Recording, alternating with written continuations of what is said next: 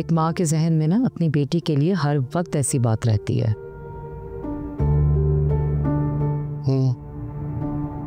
अगर रमशा की शादी जुबैर से हो जाती है तो कितना अच्छा हो जाएगा ना।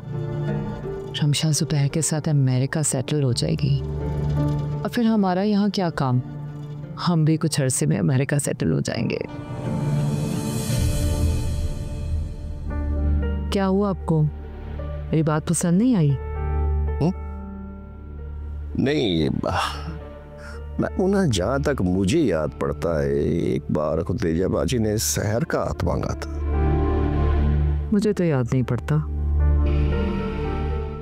नहीं, ये उस वक्त की बात है जब हमीद भाई जिंदा थे। आप भी इतनी पुरानी बात लेकर बैठे हुए हैं, जिस बात में आकर कह दिया होगा खदीजा बाजी ने।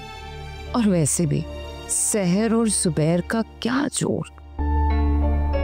क्यों, सहर को क्या हुआ?